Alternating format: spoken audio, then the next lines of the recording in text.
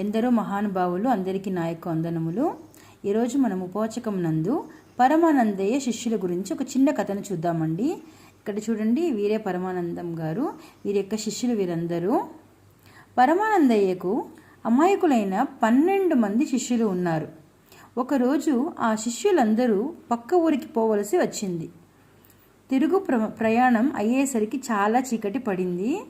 ఆ ప్రయాణంలో ఒక వాగును దాటాల్సి వచ్చింది. ఎవరు? ఆ యొక్క పరమానందయ్య మరియు అతని యొక్క శిష్యులందరికీ వాగును చూడగానే భయం కలిగింది. ఎలా దాటాలి అని కాలుగాలిన పిల్లుల్లా అటు ఇటు తిరగసాగారు.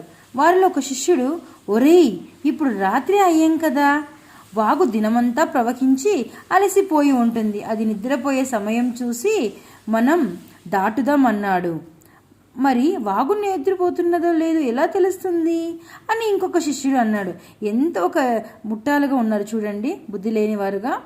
ఓహో, అదెంత పని, నేను చీకటిలో కనిపెడతా చూడి అని, ఒక చిటికలో కనిపెడతాను చూడి అని ఇంకొకటి చెప్పాడట. అని వాగు దగ్గరికి వెళ్ళాడు ఒక శిష్యుడు. పారుతున్న వాగు నిద్రపోతున్నదా లేదా ఆ శిష్యునికి తెలియలేదు. మండుతున్న కట్టెను ఒకదాన్ని తీసుకొని వాగులో ముంచాడు. సుయీమని చప్పుడుతో కట్టె ఆరిపోయింది. ఆ చప్పుడుకు వాడికి భయం వేసింది. వాగుకు ఏం పని మిగిలిందో ఏమో, నిద్రపోలేదు, తెలివితోనే ఉంది. ఉరుక్కుంటూ వచ్చి చెప్పాడు ఇంకొక శిష్యుడు, ఒరేయ్, నేను వాతలు పెట్టానని కోపం వచ్చి వాగు నా మీద బగపడుతుంది ఏమో అని భయపడసాగాడు ఇంకొకడు. ఏం కాదురా, మన గురువు ఉండగా మనకేం భయం అన్నాడు ఇంకొక శిష్యుడు. మరి కొంతసేపు అయ్యాక వేరొక శిష్యుడు వాగు నిద్రపోతున్నదో లేదో అని చూసొస్తానని మరొక శిష్యుడు వెళ్ళాడట. వాగును చూసి తిరిగి వచ్చాడు. ఒరేయ్, వాగు నిద్రపోతుందిరా అన్నాడు ఉత్సాహంగా. ఎలా కనిపెట్టావురా నువ్వు అని శిష్యులలో ఒకడు అడగగా, అదే కట్టెను పట్టుకొని నీటి అంచున అటు ఇటు తిప్పి ఒక్కసారిగా నీళ్లు ముంచాను, వాగు కిక్కురుమనలేదు అంటే వాగు నిద్రపోతున్నట్లే కదా అన్నాడు. మరి మన అలికిడికి వాగుకు తెలివి వస్తే భయంగా అన్నాడుగా ఇంకొక శిష్యుడు పరమానందయ్య శిష్యుల్లో ఒకడి అందరికీ ధైర్యం చెప్పి వాగు దగ్గరకు తీసుకొచ్చాడు.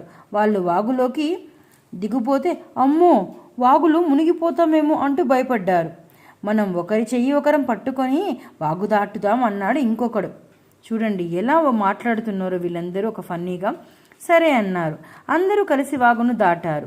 శిష్యుల్లో ఒకరికి అందరం వాగు దాటామా అన్న అనుమానం వచ్చింది. ఒరేయ్, మీరంతా వరుసలో నిలబడండి, నేను లెక్క పెడతా అన్నాడు. అందరూ వరుసగా నిలబడ్డారు. అప్పుడు 1, 2, 3, 11. ఒరేయ్, 11!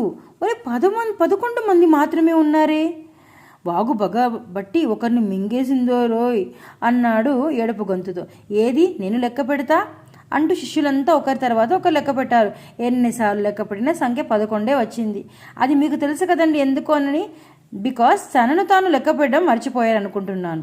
అవునరా, నిజంగానే మనలో ఒకరిని వాగు మింగిందిరా అంటూ బోరున ఏడుస్తూ గురువు దగ్గరికి వెళ్ళారు. జరిగిన విషయం చెప్పి మళ్ళీ బోరున వినిపించారు.